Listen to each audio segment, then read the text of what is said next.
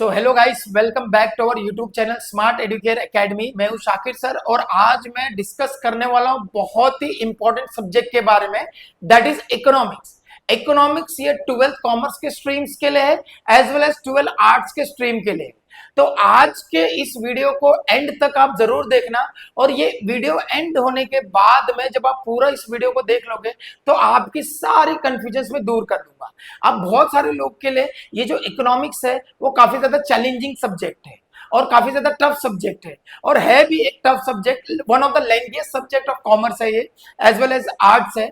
लेकिन अगर आप एक सिस्टमैटिक अप्रोच के थ्रू इस सब्जेक्ट को पढ़ते तो आपके बहुत सारे क्लैरिटीज इस वीडियो में मैं क्लियर करने वाला हूं। मैं आप लोग को आज इस वीडियो में ये बताने वाला हूं कि आपको इकोनॉमिक्स कितने मार्क्स का आने वाला है, कितने चैप्टर्स आपको पढ़ने हैं जो कितने मार्क्स के लिए आएंगे और क्या पेपर पैटर्न है और इसको आपको कैसे लिखना है। So here we go. आज के इस वीडियो में हम लोग डिस्कस करेंगे कि हम 80 आउट ऑफ 80 इकोनॉमिक्स के सब्जेक्ट में कैसे स्कोर कर सकते हैं। सबसे पहले हम लोग देखेंगे chapter wise marks distribution. Second हम लोग देखने वाले paper pattern with time management. जो पेपर पैटर्न के जो क्वेश्चंस आते हैं वो टाइम मैनेजमेंट के थ्रू अपने को कितने मिनट में कंप्लीट करना है और mostly very important questions for boards 2026 according to the paper pattern.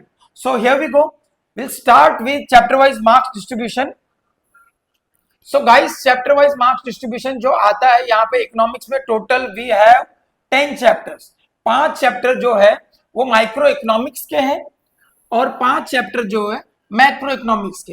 ये जो 5 चैप्टर आप देख रहे हो वो माइक्रो इकोनॉमिक्स के हैं और ये 5 चैप्टर आप देख रहे हो वो मैक्रो इकोनॉमिक्स के। ये जो 5 चैप्टर आप देख रहे हो ये 5 चैप्टर ये आप देख रहे हो जो मार्क्स, ये टोटल 80 मार्क्स के लिए अपने को पेपर आते हैं और यहां पे विद ऑप्शंस हमको पूछा जाएगा 116 मार्क्स के लिए। अब यहां पे आप देखो, आप इसको 116 मार्क्स का काउंट करो। पहला चैप्टर जो आता है वो 10 मार्क्स के लिए आता है, second chapter 20, third chapter 12, third B chapter 12, fourth chapter 10 marks and fifth chapter for 10 marks. अगर आप लोग ये 5 चैप्टर पहले के करते हो तो आप लोग 64 मार्क्स इजीली स्कोर कर सकते हो आउट ऑफ 80। लेकिन आपको ऑब्जेक्टिव्स करना है ये पूरे 10 चैप्टर्स का। सिर्फ 5 चैप्टर भी पढ़ते हो, chapter number 1, chapter number 2, chapter number 3A, chapter number 3B, chapter number 4 and chapter number 5, तो आप इजीली 64 मार्क्स स्कोर कर सकते हो आउट ऑफ 80। लेकिन शर्त इतना है कि आप लोग को पूरा 10 चैप्टर्स का ऑब्जेक्टिव करना है। लेकिन यहाँ पे तो हम 60-50 मार्क्स की बात कर ही नहीं रहे, यहाँ पे हम बात कर रहे हैं आपको 80 आउट ऑफ 80 कैसे स्कोर करना है। तो 5 चैप्टर पहले के थरो कर लो, फिर बाद में जो भी चैप्टर आपको दिख रहे कोई भी 2 चैप्टर ले लो। जैसे मेरे हिसाब से आप लोग बोलोगे तो मैं बोलूंगा आप नेशनल इनकम कर लो या आप पब्लिक फाइनेंस कर लो। आप ये 2 चैप्टर आप लोग काफी इजी पढ़ेंगे और ये चैप्टर्स के मैं इंपॉर्टेंट क्वेश्चन आंसर्स आपको इस वीडियो में ये भी देने वाला हूं। सो ये था हमारा chapter wise mark distribution. Total 10 chapters है, 5 chapters in micro economics, 5 chapters in macro economics. अगर आप पहले ही 5 चैप्टर बहुत अच्छे से करते, इंपॉर्टेंट आंसर्स और कुछ भी स्किप नहीं करते तो आप लोग को 64 मार्क्स इजिली स्कोर कर सकते हो। सो गाइस, ये था हमारा चैप्टर वाइज मार्क्स डिस्ट्रीब्यूशन जो कि 80 मार्क्स के लिए हम लोग को आने वाला है। अब हम बात करते हैं इकोनॉमिक्स के पेपर पैटर्न की। So here we go. Question number 1 is objectives. हमेशा की तरह मैं आप लोग को बोलता हूं कि क्वेश्चन नंबर 1 बहुत ज्यादा इंपॉर्टेंट है और क्वेश्चन नंबर 1 जो आने वाला हमको आने वाला 20 मार्क्स के लिए और ये क्वेश्चन नंबर 1 को हमको 20 मिनट्स में कंप्लीट करना है। अब यहां पे क्वेश्चन नंबर 1 है चूज द करेक्ट ऑप्शन, मतलब fill the blanks with option, फिर कोरिलेशन आता है, फिर गिव इकोनॉमिक टर्म आता है, find the odd man out भी पूछता है, कंप्लीट द फॉलोइंग स्टेटमेंट भी पूछता है, चूज द रॉन्ग पेयर भी पूछता है, असर्शन एंड रीजनिंग क्वेश्चंस भी पूछता है, identify the wrong group of pair ये भी पूछता है। तो टोटल यहां पर आप देख रहे हो 8 क्वेश्चन है। इसमें से एनी 4 अपने को पूछेगा। कितना पूछेगा? एनी 4। कितना पूछेगा? एनी 4। लेकिन अगर आपको 20 आउट ऑफ 20 स्कोर करना है ऑब्जेक्टिव्स में तो जितने भी 8 क्वेश्चंस है ना, ये सारे 8 क्वेश्चंस करने हैं। अब सर क्या ऑब्जेक्टिव्स बाहर से कहीं पूछेगा? क्या ऑब्जेक्टिव टेक्स्ट बुक के बीच में से कहीं से पूछेगा? ऑब्जेक्टिव्स जो भी आपके 10 चैप्टर्स है, 10 चैप्टर के बाद में जितने भी चैप्टर के पीछे ऑब्जेक्टिव्स है, पूरे 10 चैप्टर के ऑब्जेक्टिव्स वो आप लोग पढ़ डालो। वो जब 10 चैप्टर के ऑब्जेक्टिव्स आप पढ़ लोगे, तब आप 20 आउट ऑफ 20 स्कोर इजीली कर सकते हो। और मुझे यहाँ पर ये लगता है, यहाँ पे कोई भी ऐसा बच्चा नहीं होना चाहिए जो मेरा वीडियो देख रहा है जो ऑब्जेक्टिव्स में 20 आउट ऑफ 20 स्कोर ना करे। ऑब्जेक्टिव्स में हमको एक भी मार्क्स गंवाना मतलब बेवकूफी है, ये तो मतलब बहुत ईजी स्कोरिंग है। तो 20 आउट ऑफ 20 अपने को आना चाहिए। और ये जो ऑब्जेक्टिव्स है, एनी 4 पूछेगा, ये 8 में से एनी 4 पूछेगा। ऑब्जेक्टिव्स करना कहां से बेटा? ऑब्जेक्टिव्स आपको टेक्स्ट बुक के पीछे जितने भी चैप्टर्स हैं, सारे चैप्टर्स के आपको टेक्स्ट बुक के पीछे के ऑब्जेक्टिव्स करने हैं। और सर ये ऑब्जेक्टिव्स कितने मिनट्स में कंप्लीट करना है? आपको ये 20 मिनट्स में ऑब्जेक्टिव्स कंप्लीट करना है। Very good. So question number 1 हो गया हमारा। अब आ जाते हैं हम लोग क्वेश्चन नंबर 2 से लेकर के क्वेश्चन नंबर 6 तक।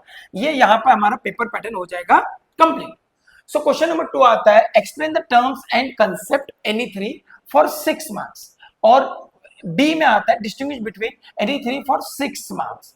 ठीक है, ये भी अपने को कितने मार्क्स के लिए पूछेगा? 6 मार्क्स के लिए। ठीक है, अभी गाइस ये कंसेप्ट है और ये डिस्टिंग्विश बिटवीन है। सर 2 मार्क्स का एक कंसेप्ट या एक डिस्टिंग्विश पूछेगा तो अपने को कितने पॉइंट्स लिखने हैं? अपने को कितने पॉइंट्स लिखने बेटा? 4 पॉइंट्स। कितने पॉइंट्स लिखने हैं? 4 पॉइंट्स। डिस्टिंग्विश के लिए कितने पॉइंट्स लिखने हैं? 4 पॉइंट्स। डिस्टिंग्विश के लिए कितने पॉइंट्स लिखने हैं? 4 पॉइंट्स। याद रखो, जो भी मैं आप लोग को बता रहा हूं उसको आपको एकदम ध्यान से सुनना है और समझना है। आज का ये वीडियो जब आप पूरा देख लोगे तो आपकी सारी कंफ्यूजन दूर हो जाएगी। और मैं ये जो वीडियो बता रहा हूँ, ये बता रहा हूँ बोर्ड्स 2026 के इंपॉर्टेंट। आपने वीडियो पूरा देख लिया, आप 80 आउट ऑफ 80 इजिली स्कोर कर सकते हो। सो ए एंड बी कितने पॉइंट लिखने? Minimum 4 point. डिस्टिंग्विश बिटवीन हम लोग को ओसी में भी पूछता है, डिस्टिंग्विश बिटवीन हमको एस में भी पूछता है, लेकिन उसमें अपने को क्या लिखना पड़ता है? हेड पॉइंट्स लिखना पड़ता है। यहाँ पे इकोनॉमिक्स में आपको हेड पॉइंट्स लिखने की बिल्कुल भी जरूरत नहीं है। आप लोग पॉइंट डाल करके पॉइंट नंबर 1 2 3 4 डाल करके आप लोग इजिली 2 आउट ऑफ 2 स्कोर कर सकते हो। 3 डिस्टिंग्विश पूछेगा, आप लोग 6 आउट ऑफ 6 इजिली स्कोर कर सकते हो। कंसेप्ट में भी आपको सेम लिखना है, 4 पॉइंट लिखो ही। मैक्सिमम बोलते लोग, मैं बोलता मिनिमम आप लोग 4 पॉइंट्स लिखो। 4 पॉइंट्स लिखोगे तो आप लोग यहाँ पर 12 में से 12 स्कोर कर सकते हो। अच्छा, ये कितने मिनट्स में अपने को कंप्लीट करना है? 15 मिनट्स में एक क्वेश्चन कंप्लीट करना है एंड 15 मिनट्स में सेकेंड क्वेश्चन कंप्लीट करना है। दोनों के लिए आपको 15-15 मिनट यहां पर मिल जाएगा। Very good. Next question number 3 आता है, answer the following. Answer the following, ये आप लोग को 3 पूछने वाला है, मतलब एक पूछेगा फॉर 4 मार्क्स। अच्छा ठीक है, एक पूछेगा फॉर 4 मार्क्स, तो आप लोग को इसके लिए कितने पॉइंट्स लिखने हैं? तो मैं बोलूंगा 7 पॉइंट्स लिखो। कितने पॉइंट्स लिखो? 7 पॉइंट्स। पहले क्या करो, जो भी क्वेश्चन आपको पूछ रहे हैं उसका मीनिंग लिखो आप लोग, प्लस 7 पॉइंट्स। और 7 पॉइंट्स कैसे लिखना है? ऐसे 7 पॉइंट्स लिखना है हेड पॉइंट के साथ में, हेड पॉइंट के साथ में। और याद रखना, इकोनॉमिक में लेंथ मैटर करता है, तो आपका ये जो आंसर होना चाहिए 1.5 पेज पे होना चाहिए, मतलब 1.5 पेज का आपको ये एक आंसर तो लिखना ही होगा। तो कितने आंसर लिखने गाइस? 3 आंसर लिखने। और ये कितने मिनट्स में कंप्लीट करना? आंसर द फॉलोइंग हमको 25 मिनट्स में 3 आंसर को कंप्लीट करना है। घड़ी देखो, घड़ी देख देख के आपको करना है। घड़ी is very important, time is very important. फिर आता है क्वेश्चन नंबर 4। क्वेश्चन नंबर 4 हो गया, agree and disagree. Guys agree and disagree very important question, very easy question and very scoring question. हमको कुछ क्वेश्चन पूछ लिया तो हमने समझो लिख लिया एग्री। ठीक है, इसका आंसर एग्री, जो भी क्वेश्चन पूछा। सो ये जो एग्री और डिसएग्री जो भी आप क्वेश्चंस लिखोगे वो राइट होगा तो आपको मिल जाएगा, कितना मार्क्स मिल जाएगा? यहाँ पर 1 मार्क्स। भले आप नीचे जो रीजन है वो नहीं भी लिखोगे तो भी आपको कितना मिलेगा? 4 में से 1 मिल जाएगा। तो 3 मार्क्स तो कोई भी मंद बुद्धि बच्चा होगा, एवरेज बच्चा होगा, पढ़ा लिखा पढ़ने वाला बच्चा होगा, उसको 3 मार्क्स यहाँ पर मिल जाएगा। तो 1 मार्क्स एग्री और डिसएग्री का मिलता है और 3 मार्क्स रीजन का रहता है। सर कितना पॉइंट्स लिखना है रीजन के लिए? 6 पॉइंट्स लिखो बच्चा। कितना पॉइंट्स लिखो? 6 पॉइंट्स लिखो। याद रखना 6 पॉइंट यहां पर जब आप लिखते हो, फॉर एग्जांपल आपका एग्री डिसएग्री राइट रहा और आपने रीजन गलत लिखा तो यहां पर फिर भी आपको 1 मार्क्स मिलेगा। और एग्री डिसएग्री आपने अगर रॉन्ग लिखा तो रीजन भले आपका राइट है, आपको कितना मिलेगा? 0। तो ये बात हमको ध्यान में रखना है कि जो भी हम एग्री और डिसएग्री लिख रहे हैं, वहां पे पहले तो एग्री या डिसएग्री जो भी हम लिख रहे हैं वो हमारा करेक्ट होना चाहिए, और बाकी जो रीजन है 3 मार्क्स का, उसमें आपको कितने पॉइंट्स लिखने हैं? 6 पॉइंट्स लिखने हैं। और कितने टाइम में कंप्लीट करना है गाइस? 25 मिनट्स में। ये एग्री डिसएग्री को भी आपको 25 मिनट्स में कंप्लीट करना है। कितने क्वेश्चन पूछेंगे? 3 क्वेश्चन अपने को अटेम्प्ट करना है। नेक्स्ट आ जाता है क्वेश्चन नंबर 5। ना क्वेश्चन नंबर 5 टेबल या पैसेज आपको पूछेगा। टेक्स्ट बुक के पीछे जितने भी चैप्टर्स हैं, सारे टेबल्स, सारे पैसेज आपको करना है। Very easy to score 8 marks. ये आपको कितने मिनट में करना है? 20 मिनट्स में। ज्यादा ही टाइम दिया हुआ है, within 20 minutes you have to complete the question number 5। Now last is question number 6, answer in detail. अगर आप लोग एसपी में देखोगे या ओसी में देखोगे, एनी वन पूछता है। Economics is the only subject जहां पे आपको लॉन्ग आंसर के लिए एनी 2 पूछा गया है। अब सर यहां पे जो भी लॉन्ग आंसर के लिए पूछा है, एनी 2 पूछा गया है, तो ये एक पूछेगा 8 मार्क्स के लिए, दूसरा क्वेश्चन भी रहेगा 8 मार्क्स के लिए। कितने मिनट्स में कंप्लीट करना है? 40 मिनट्स में। अभी आगे जाकर के हम लोग डिस्कस करने वाले कि कौन कौन से क्वेश्चन है। अब यहां पे अगर आप देख लोगे, जो भी टोटल टाइम्स है, यहाँ पे टोटल हमारा जो पेपर आने वाला है वो आने वाला 3 आवर्स के लिए। ठीक है, पेपर जो हमारा जो आने वाला है, पूरा इकोनॉमिक्स का पेपर, बोर्ड्स इकोनॉमिक्स का paper, that is for 3 hours. 3 hours कितना होता है? 180 मिनट्स। कितना मिनट्स होता है? 180 मिनट्स। लेकिन ये जो टाइम मैनेजमेंट मैंने आपको दिया है, 20 marks for objectives, 15 marks for explain the concept, 15 marks for distinguish between, 25 marks for the answer the following, 25 marks for agree disagree, 20 minutes for passage and table, and for question number 6 40 minutes। ये मैंने आप लोगों को time management दिया है 160 minutes में। मतलब फिर भी हमारे पास में 20 मिनट्स बचते हैं। कितने मिनट्स बचते हैं? 20 मिनट्स बचते हैं। बहुत, अगर आपका प्रैक्टिस बहुत अच्छा होगा तो ही आप 20 मिनट्स बचा सकते हो, अदरवाइज बहुत सारे लोगों का क्वेश्चन आंसर्स कंप्लीट नहीं होता, पूरा पेपर कंप्लीट नहीं होता। अब बोर्ड्स का पेपर कर रहे हैं हम लोग, तो every question on new page, चाहे वो क्वेश्चन नंबर 1 हो, ऑब्जेक्टिव्स ए को नए पेज में लिखो, बी को नए पेज में लिखो, सी को नए पेज में लिखो, डी को नए पेज में लिखो। क्वेश्चन नंबर 2 जो हो गया एक्सप्लेन द टर्म्स, 3 क्वेश्चन है, ये एक अलग पेज पे आ गया, बी अलग पेज पे आ गया। क्वेश्चन नंबर 3, ठीक है, अलग पेज पे। क्वेश्चन नंबर 4 अलग पेज पे। क्वेश्चन नंबर 5 अलग पेज पे। Question number 6 next new page पे। सो गाइस हमारा पेपर पैटर्न हो गया। क्वेश्चन नंबर 1 से लेकर के क्वेश्चन नंबर 6 तक कौन सा क्वेश्चन कितने मिनट में कंप्लीट करना है, कितने पॉइंट्स लिखना है, ये मैंने आपको बता दिया है। Now let's go to the most important part, that is question answers, important question answers. So यहां पर आप देख रहे हो क्वेश्चन नंबर 2 बी जो है वो हो गया हमारा डिस्टिंग्विश बिटवीन, जिसमें अपने को एनी 3 लिखना है। सो यहां पर ये जो आप देख रहे हो इंपॉर्टेंट क्वेश्चंस, यहां पर आप देखोगे पहले इंटरनल एंड एक्सटर्नल डेब्ट दो बार रिपीट हुआ है लास्ट 5 इयर्स में। फिर नेक्स्ट हो गया perfectly elastic demand and perfectly inelastic demand, micro economics and macro economics, quantity index number and value index number, expansion of supply and increase in the supply. फिर आप देख रहे हो recurring deposit and fix deposit, total utility and marginal utility, price index number and quality index number, unitary elastic demand and relatively elastic demand, output method of measuring national income and income method of measuring national income. फिर हो गया हमारा demand deposit and time deposit.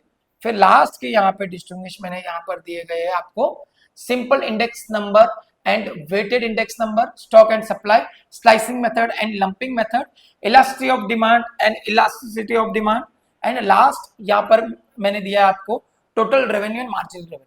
ये जो 16 distinguish है काफी ज्यादा important है। डिस्टिंग्विश के लिए हमको मिनिमम या आप मैक्सिमम पकड़ लो 4 पॉइंट्स मस्ट है, और यहाँ पर हेड पॉइंट्स की जरूरत बिल्कुल भी नहीं है, मैंने आप लोग को पहले ही बता दिया गया है। और ये जितने भी डिस्टिंग्विश है इसमें से ही आपको आपके बोर्ड्स के इकोनॉमिक्स के 2026 के पेपर में यही डिस्टिंग्विश में से कोई भी 3 डिस्टिंग्विश कंपलसरी आपको पूछेगा ही. So make sure that do not miss any important questions. जो भी मैं आपको इस वीडियो में बता रहा हूं वो आपको एक भी स्किप नहीं करना. Let's move to next question, that is answer the following. अभी यहां पर आप देखोगे तो मोस्ट इंपॉर्टेंट क्वेश्चंस एंड इसी में से आपके जो क्वेश्चंस आने वाले हैं वो इसी में से आने वाले हैं. Explain any 4 features of utility. ये पूरा चैप्टर नंबर 1 से लेकर के चैप्टर नंबर 10 तक है. माइक्रो इकोनॉमिक्स का भी, मैक्रो इकोनॉमिक्स का भी. आप कोई भी 5 चैप्टर ऊपर से चूज करके नीचे से 2 से 3 चैप्टर चूज कर सकते हैं. Next is explain the ratio method of measuring price. Explain any 4 problems faced by Indian market in India. Explain the scope of microeconomics. Explain any 4 features of monopoly. Write any 4 practical difficulties of measuring national income. Explain 4 points of importance of microeconomics. 4 features of national income. Any 4 exceptions of law of DMU. Any 4 types of demand. Explain any 4 reasons for the growth of public expenditure. Explain any 4 types of elasticity of demand. Explain any 4 features of macroeconomics. Explain the functions of commercial bank. अब यहां पे जो भी questions हमको पूछेगा उसके लिए हमको क्या करना है, जैसे कि मैंने आपको बोला मीनिंग 3 to 4 पॉइंट्स. फिर आप लोग देखोगे यहां पर 4 4 4 4 बहुत जगह लिखा हो. हर एक क्वेश्चन में एनी 4, हर एक क्वेश्चन में एनी 4 लिखा है, लेकिन हमको मिनिमम 6 to 7 पॉइंट्स यहां पर लिखने.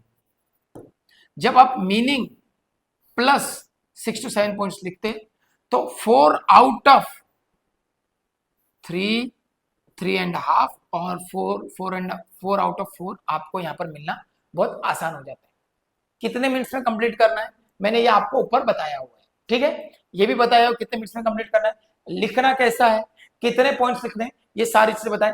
इंपॉर्टेंट क्वेश्चंस क्या है, जो क्वेश्चंस मैं बता रहा हूं इसी में से एनी 3 आपको मिलने वाला है, आने वाला है आपके बोर्ड्स में. Next is agree and disagree. Agree and disagree फिर से एक बार मैं आप लोग को बता देता हूं, क्वेश्चंस आप लोग पढ़ लेना. ठीक है, जैसे यहां पर एक क्वेश्चन पूछा है, micro economics is different from macro economics. Micro economics एक अलग कंसेप्ट है, मैक्रो इकोनॉमिक्स एक अलग कंसेप्ट है. सो क्या आएगा, एग्री आएगा कि डिसएग्री आएगा? एग्री आएगा. लिख दिया आपने एग्री, यहां पे आपका 1 मार्क्स कंफर्म हो गया. आउट ऑफ 4 में से 1 मार्क्स कंफर्म हो गया. फिर आप लोग ने क्या करो, माइक्रो इकोनॉमिक्स के पॉइंट्स डाल दो. ठीक है, micro economics individual unit study करता है, micro economics aggregate unit study करता है. माइक्रो इकोनॉमिक्स में प्राइस इलास्टिसिटी हम लोग स्टडी करते हैं, माइक्रो इकोनॉमिक्स में हम इनकम इलास्टिसिटी करते हैं. तो हम लोग ने पॉइंट्स लिख दिया. ठीक है, कितने पॉइंट्स मैंने आपको लिखने के लिए बोला था 3 मार्क्स के लिए? 6 पॉइंट्स हमने लिख दिया. जब हमने 6 पॉइंट्स लिख दिया ना तो यहां पर 1 मार्क्स कंफर्म हो गया. ये 3 मार्क्स में से 2 मार्क्स तो मिल जाएगा, 2.5 भी मिल जाएगा अगर आप लोग प्रॉपर लिखोगे. तो agree disagree is very important. तो यहां पर आपने एग्री लिख दिया, यहां पर आपको 1 मार्क्स मिल गया. बाकी के जो 3 मार्क्स है वो आपको रीजन के मिलेंगे. फॉर एग्जांपल ये आपने इसको एग्री के जगह पे यहां पर आपने डिसएग्री लिख दिया. क्या लिख दिया आपने? डिसएग्री. तो क्या ये सही है? नहीं सही है. तो आपको क्या मिल जाएगा, यहां पर 0 मिल जाएगा. मान लो आपने ये डिसएग्री लिख दिया गलती से और आपने ये पॉइंट सारे सही लिख दिए, तो सर क्या अपने को 3 मार्क्स मिलेगा? नहीं मिलेगा, हमको यहाँ पे 0 मिलेगा. अगर आपका एग्री डिसएग्री सही रहेगा तो नीचे का चेक होगा, एग्री डिसएग्री गलत रहेगा तो नीचे का भी चेक नहीं होगा. तो make sure that agree disagree आप लोग टेक्स्ट बुक के पीछे तो है ही, लेकिन मैंने जो आपको इंपॉर्टेंट यहाँ पर दिया गया है, ये पीडीएफ भी मैं अटैच करने वाला हूँ, इसको बहुत अच्छे से देख लो. ये देख लो 8 क्वेश्चन यहाँ पर है और यहाँ पे और क्वेश्चन टोटल 15 मैंने आपको रिसर्च करके बताया है. इसमें से ही आपके बोर्ड्स में कोई भी 3 एग्री डिसएग्री मिलने वाली.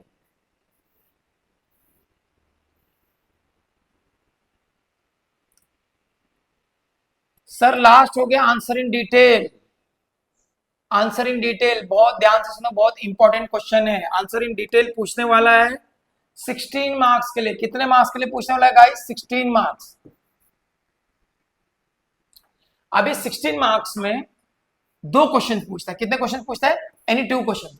एक क्वेश्चन में अभी आपको फिक्स बता रहा हूं। एक क्वेश्चन क्या हो गया, लॉ है, law of demand, law of DMU, law of supply. ये तीन लॉ में से एक लॉ कंपलसरी पूछने वाला है, कंफर्म फॉर 8 मार्क्स। अभी ये लॉ के लिए हमको कितने पॉइंट्स लिखने हैं? तो याद रहेगा, अगर आप लोग ने लॉ पढ़ा रहेगा, स्टेटमेंट ऑफ लॉ, उससे पहले हम लोग को इंट्रोडक्शन लिखना है, फिर आ गया अजम्पशंस, फिर पढ़ना हमको एक्सेप्शंस। यहां पर मैंने अजम्पशन और एक्सेप्शन दोनों डाला हुआ है, ठीक है।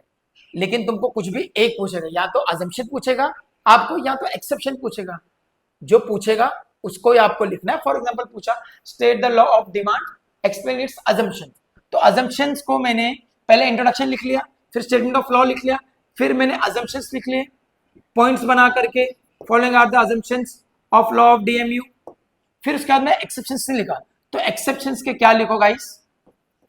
Head points. क्या लिखो? Head points. तो ये तीन लॉ में से एक लॉ कंपलसरी आने वाला है। फिर उसके बाद में बाकी के क्वेश्चंस है, types of price elasticity of demand, state the types. फिर ये माइक्रो इकोनॉमिक्स का क्वेश्चन है, variation of change in demand, ठीक है, नहीं ये भी माइक्रो इकोनॉमिक्स का क्वेश्चन है। फिर यहाँ पे मैंने आप लोग को बस 11 क्वेश्चंस दिए हुए, 11 में से 3 तो आपको कंफर्म आने वाले हैं। सो गाइस, मैंने आप लोग को क्वेश्चन नंबर 1 से लेकर के क्वेश्चन नंबर 6 तक सारी इंपॉर्टेंट चीजें मैंने आप लोग को बता दी गई है। चैप्टर वाइज मार्क डिस्ट्रीब्यूशन ये हम लोग ने डिस्कस किया, ठीक है। फिर हम लोग ने डिस्कस किया paper pattern with time management, कितना क्वेश्चन, कौन सा क्वेश्चन कितने टाइम के लिए लिखना है। फिर हम लोग ने डिस्कस किया इंपॉर्टेंट क्वेश्चन आंसर्स। सारी चीजों को मैंने आप लोग को इन डिटेल में बता दिया। सो गाइस, इस वीडियो में मैंने आपको इकोनॉमिक्स का क्वेश्चन नंबर 1 से लेकर के क्वेश्चन नंबर 6 तक सारी इंपॉर्टेंट चीजें बता दी, पेपर पैटर्न बता दिया with time management, and important chapters बता दिए विद इंपॉर्टेंट क्वेश्चंस। जिस किसी को भी ये इंपॉर्टेंट क्वेश्चंस का पीडीएफ चाहिए तो ये स्क्रीन पे मैंने व्हाट्सएप नंबर डाल दिया, व्हाट्सएप पे आप मैसेज करो इकोनॉमिक्स इंपॉर्टेंट, हम आपको ये इंपॉर्टेंस फॉरवर्ड कर देंगे। और इस वीडियो को आपके सारे फ्रेंड्स के साथ में शेयर करो, और हमारे चैनल को सब्सक्राइब करना मत भूलना। मिलते हैं नेक्स्ट वीडियो में, तब तक के लिए ऑल द वेरी बेस्ट।